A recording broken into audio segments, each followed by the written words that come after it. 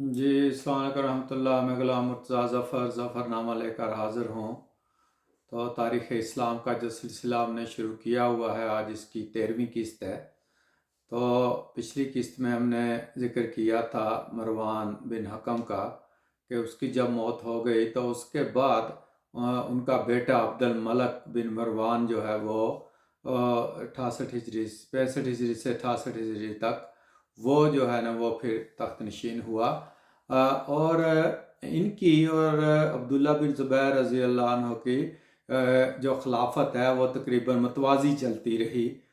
مروان کے دور میں بھی عبداللہ بن زبیر کی جو ہے نا وہ متوازی خلافت چلتی تھی، یعنی حجاز اور پھر عراق اور بصرہ وغیرہ ان کا کنٹرول عبداللہ بن زبیر رضی اللہ عنہ کے پاس تھا، اور شام اور مصر پر پھر امویوں کا قبضہ تھا۔ شام کا تو پہلے ہی تھا، مصر پر بھی انہوں نے کر لیا تھا۔ تو اس کے بعد پھر دونوں کا برابر جو ہے نا وہ معاملہ چلتا رہا، مگر کچھ عرصہ کے لیے ان کو جو اموی تھے یعنی عبد الملک کو، وہ سمجھیں کہ دو دور اس کے چلتے ہیں۔ ایک جو عبد الملک کی جب خلافت سنبھالی، وہاں سے لے کر عبداللہ بن زبیر رضی اللہ عنہ کی شہادت تک، اور اس کے بعد پھر اصل میں اس کا دور شروع ہوا تھا۔ اس وقت تک وہ دونوں برابر چل رہا تھا معاملہ، اور زیادہ تر ان کو بہت سکون ہی تھا تقریباً عبد الملک کو، کیونکہ وہ جو طاقتیں تھی، جو خارجین تھے، مختار ثقفی وغیرہ کا جو گروہ تھا، وہ زیادہ تر انہی کے خلاف برسر پیکار تھا، عبداللہ بن زبیر اور مصعب بن زبیر رضی اللہ عنہما کے خلاف۔ تو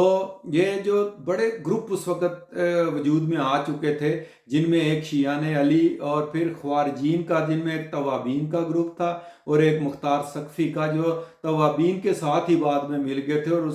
اس کے لیڈر بن گئے تھے۔ کیونکہ جو توابین وہ لوگ تھے جنہوں نے کوفہ میں حضرت امام حسین علیہ السلام کو بلایا تھا خط لکھ کر، اور پھر مدد نہیں کر سکے تھے، تو بعد میں ان کو قلق ہوا، اپنی جو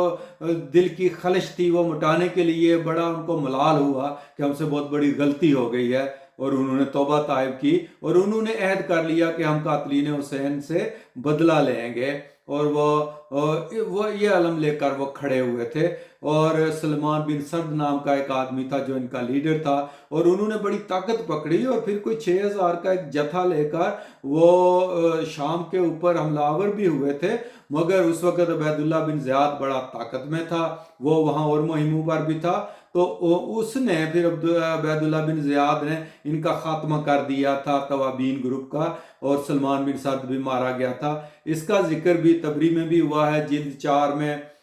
صفحہ 362 کے اوپر، اور تاریخ اسلام میں بھی معین الدین ندوی صاحب نے بھی اس کا ذکر کیا ہے۔ تو اس کے بعد پھر مختار بن ابی عبید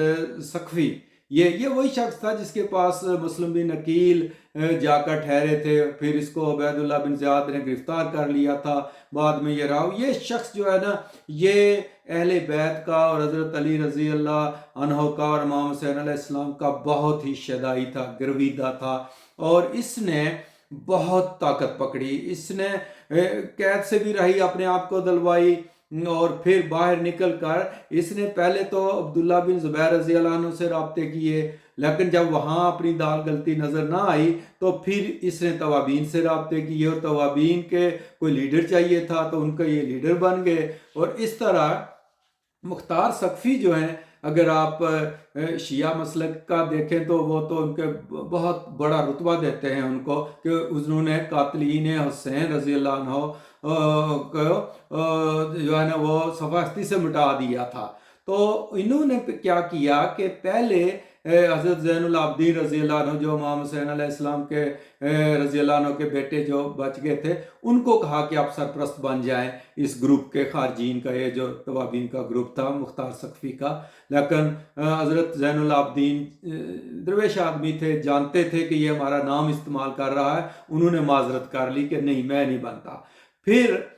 جو حضرت علی کے بیٹے محمد بن حنفیہ تھے، ان کو کہا کہ آپ سرپرست بن جاؤ۔ انہوں نے پھر محمد بن حنفیہ نے عبداللہ بن عباس رضی اللہ عنہ سے مشورہ کیا تو حضرت عبداللہ بن عباس نے بھی مشورہ دیا کہ آپ سرپرستی قبول کر لو۔ مسئلہ یہ تھا کہ ادھر عبداللہ بن زبیر رضی اللہ عنہ بہت ہی پریشر ڈال رہے تھے ان دونوں بزرگوں پہ، عبداللہ بن عباس پہ اور محمد بن حنفیہ پہ، کہ آپ میری بیعت کرو، مگر انہوں نے بیعت نہیں کی تھی۔ یعنی جس طرح پچھلی قسطوں میں نے بتایا کہ امام حسین رضی اللہ عنہ بھی عبداللہ بن زبیر کی اس حرکت کو پسند نہیں کرتے تھے کہ یہ اپنے اقتدار کے لالچ میں ہے۔ تو اب یعنی مختار ثقفی نے بڑی ہی مہارت کے ساتھ یہ کیا کہ جو اہل بیت کا جو رخ تھا آل فاطمہ کی طرف اور امام حسین علیہ السلام کی آل کی طرف، وہاں سے محمد بن حنفیہ کی طرف جو ہے نا وہ موڑ دیا، اور محمد بن حنفیہ کو حضرت علی کا جو ہے نا وہ وسیع اور مہدی یعنی ایک قسم کا ظاہر کیا۔ اور اس طرح یہ تاریخ اسلام کے صفحہ 412 پہ بھی لکھا ہے کہ انہوں نے اپنے آپ کو بہت مضبوط کر لیا۔ اب مختار ثقفی اتنا مضبوط ہو گئے تھے کہ انہوں نے پھر آہستہ آہستہ پورے جو ہے نا وہ کوفہ کے اوپر بلکہ عراق کے اوپر قبضہ کر لیا تھا، بصرہ صرف جو ہے نا وہ رہ گیا تھا۔ اور انہوں نے پھر آہستہ آہستہ پھر یہ کیا کہ ایک اور شخص بڑا مشہور اور بڑا ہی یعنی وہ مقتدر شخصیت تھی، ابراہیم اشتر، ان کو بھی تاریخ میں لکھا ہے کہ محمد بن حنفیہ کی طرف سے ایک جعلی خط لکھا اور پھر ابراہیم اشتر کو بھی منا لیا کہ آپ ہمارے ساتھ شامل ہو، اور ان دونوں نے مل کر پھر جو ہے نا عبداللہ بن زبیر کے اور ان کے جو گورنر تھے عبید اللہ بن یزید اور ابراہیم بن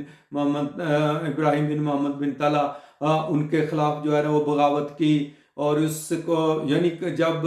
انہوں نے چونکہ رہا کر دیا تھا مختار ثقفی کو ایک معاہدہ کر کے، اور مختار ثقفی نے کوئی قسم اٹھائی تھی کہ اور انہوں نے قسم رکھی تھی کہ اگر تم وعدہ خلافی کرو گے تو 1000 جانور دو گے، اس طرح کا، لیکن ان کو کیا پرواہ تھی، انہوں نے کہا تھا کہ میں یہ قسم توڑوں گا اور مجھے جانور دینے پڑیں جو بھی کرنا پڑے۔ مگر پھر انہوں نے اپنی طاقت اتنی مضبوط کی ابراہیم اشتر کے ساتھ مل کر کہ عراق کے اوپر اپنا قبضہ کر لیا اور بڑے مضبوط ہو گئے۔ مگر ادھر جو ہے وہ بصرہ میں مصعب بن زبیر جو حضرت عبداللہ بن زبیر کے بھائی تھے، ان کی جو ہے نا وہ حکومت تھی، تو ان کو جو ہے نا یہ بات پسند نہ آئی مختار ثقفی کی کہ اس نے کوفہ پہ اور عراق پہ قبضہ کر لیا ہے۔ تو انہوں نے پھر مقابلہ کیا مختار ثقفی کا، اور مختار ثقفی کو پھر آخر انہوں نے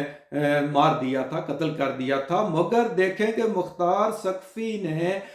چن چن کر قاتلین حسین رضی اللہ عنہ کو قتل کیا، اور نام لسٹیں بنوائی ہوئی تھی، جس میں پھر انہوں نے شمر ذل جوشن کو قتل کیا، خولی اسبی کو ختم کیا، عمر بن سعد اور اس کے بیٹے کو مارا، اور عبید اللہ بن زیاد کو قتل کیا، اور اس کا سر کاٹ کر جو ہے نا وہ حضرت زین العابدین رضی اللہ عنہ کے پاس بھیجا۔ حالانکہ حضرت زین العابدین مختار ثقفی کو سنا پسند نہیں کرتے تھے، مگر اس کا سر دیکھ کر عبید اللہ بن زیاد کا وہ بھی سنا خوش ہوئے تھے، مسکرائے تھے، اور کہتے ہیں کہ مختار ثقفی کے لیے دعا بھی کی تھی انہوں نے۔ تو اس طرح پھر وہ بہت طاقتور ہو گئے۔ اور ادھر جب یہ کام ہوا تو پھر کیا ہوا کہ عبداللہ بن زبیر نے محمد بن حنفیہ کو اور حضرت عبداللہ بن عباس کو اور ان کے باقی لوگوں کو وہاں زمزم میں قید کر دیا، اور انہوں نے کہا کہ میری بیعت کرو گے نہیں تو میں جلا دوں گا تمہیں۔ اور سنا ہے کہ جو مہلت دی تھی وہ ختم ہونے ہی والی تھی، اور لکڑیاں وغیرہ اکٹھی کر لی تھی عبداللہ بن زبیر نے کہ جن کو جلا دوں گا میں زندہ اگر انہوں نے میری بیعت نہ کی۔ مگر ادھر پھر خبر ہو گئی، انہوں نے پہنچا دی خبر جو ہے نا مختار ثقفی کو، اس نے اپنا ایک گوریلا دستہ بھیجا کوئی 60-70 لوگوں کا، اور وہ چھڑا کر لے گئے محمد بن حنفیہ کو وہاں مکہ سے، اور بڑے بڑے